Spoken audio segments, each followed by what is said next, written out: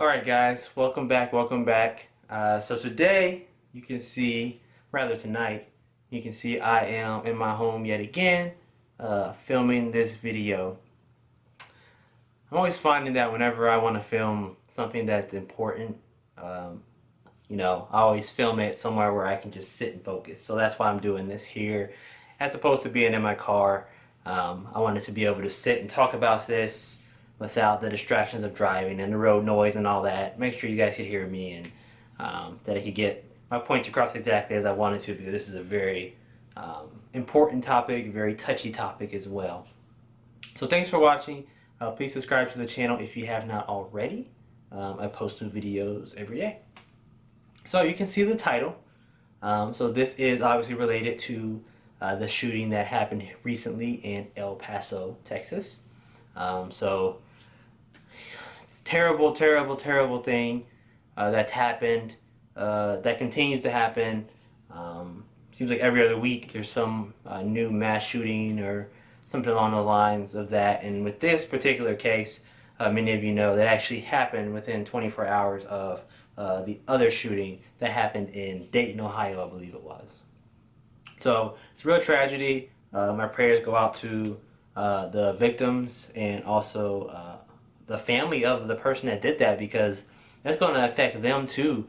Having that last name or being related to that person, I'm sure there's some notoriety or what have you that will come with that, and that could affect their lives as well. So anybody that's affected by it, my prayers go out to you in that case. So the thing that was interesting about this particular shooting is that they actually apprehended a suspect, right? Most of you probably know that with a lot of these mass shootings, the gunman or shooter is killed by law enforcement or kills themselves, and they're never apprehended. No one ever gets to question them. Most of the time, after the shooting happens, they have to go and piece together evidence to try to figure out why the person, decided to do such a horrible thing. But this time, they actually have the guy in custody, so they're able to question him and really figure out what happened. Which puts us in an interesting position, right? Since we actually have this guy in custody, the question is, what do we do with him now, right? I've read that they are trying to seek capital punishment, or what people know as the death penalty. In Texas, I think I read somewhere the electric chair is still legal there. I'm not sure. Somebody let me know. But most of you guys know the death penalty is usually carried out by lethal injection, right? So I heard that they are pursuing that. They want to have him, susceptible to what we would consider to be the highest level of punishment here in America, is capital punishment. So that got me thinking, is that what we should do? Is that the thing that we should do? Should he be subject to capital punishment? Now, capital punishment is one of those things where there's a lot of debate, right? People are split down the middle on it. Should it be allowed or should it not be allowed, right? Should we be, putting people down, so to speak, for committing the worst crimes, or should we leave them in jail? Now, I am of the opinion, again, this is just my opinion, this is just my thoughts. In this type of situation where you have somebody that is going out and doing something this horrible, most people that do this, like I said, end up dead. They either are killed by law enforcement or they commit suicide, right? So in this case, the guy lived for whatever reason. I don't know if he was planning on surviving or if, I don't know. I'm not sure what's going through his head. But I feel like most people that go into this situation are not expecting to come out alive, right? I feel like most people that go through this, the thought process is, I'm going to do this horrible thing, but I'm going to die immediately afterwards. So basically, they don't have to live with the consequences of their actions, right? They can do this horrible act, they're dead, they're done, it's over, and that's it, right? Now, of course, that depends on what you believe as far as afterlife, but as far as this life, that's it, they're done, right? They have checked out. So now they don't have to live the rest of their life dealing with the consequences of killing however many people were killed in this particular shooting. So I am of the opinion that, giving someone a death penalty, I feel like it's the easy way out. And that's just the opinion that I hold. If someone does this, you subject them to capital punishment, they don't have to live with the consequences of their actions at that point, right? When you're put out of your misery, so to speak, anything that's happened, anything that you did, it's over, it's done with. You don't have to spend the next 50 years or whatever of your life dealing with the consequences of committing this crime, right? And the guy, Patrick, I think it's Patrick Crusius.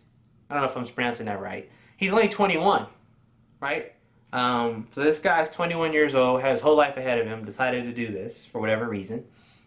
But he's only 21 years old, right?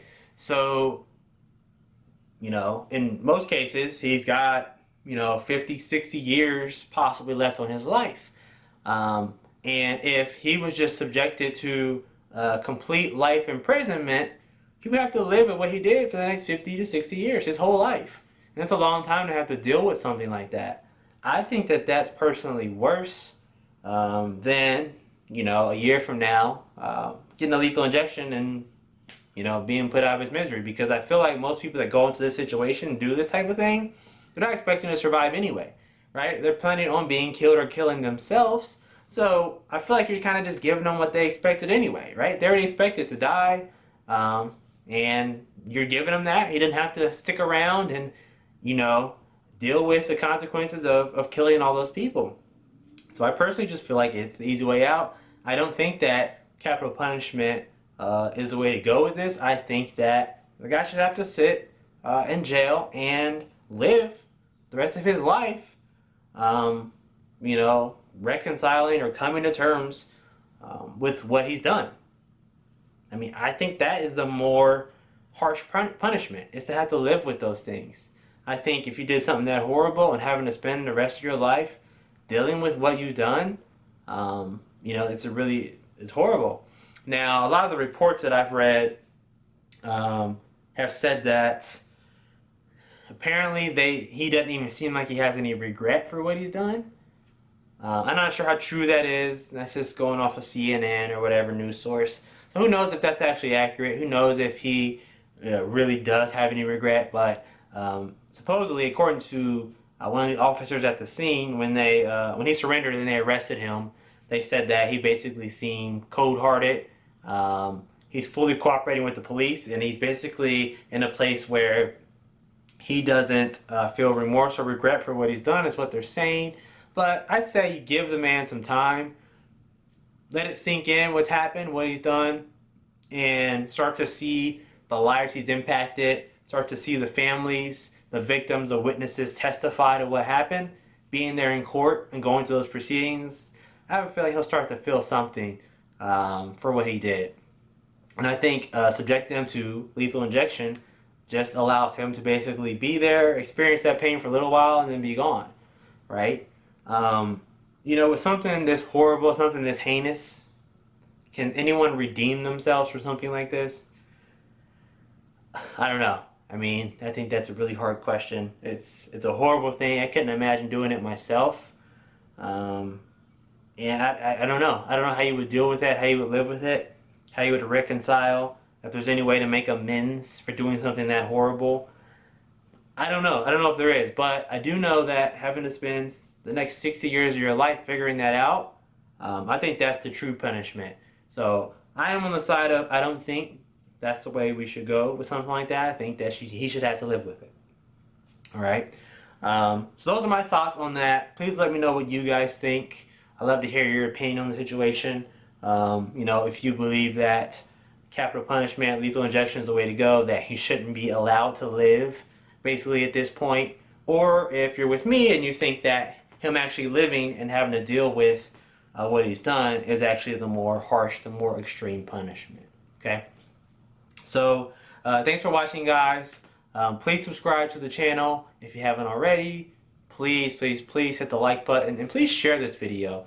I find that to get the most views, sharing is one of the top things that generates views, as well as YouTube recommending your videos. But sharing the video with your friends and family, that is super helpful as well. So I really appreciate everybody who's just continuing to watch my videos over time and all the comments and support and everything I'm getting. I'm getting people commenting, or I'm talking to people and they're telling me, yeah, I was just watching your video about such and such the other day.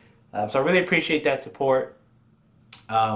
You guys telling me that's what helps me, gives me motivation to keep going and keep making these videos. So I really appreciate it. Thanks for watching, and I'll see you guys in the next one. Have a good weekend. Thanks. Bye.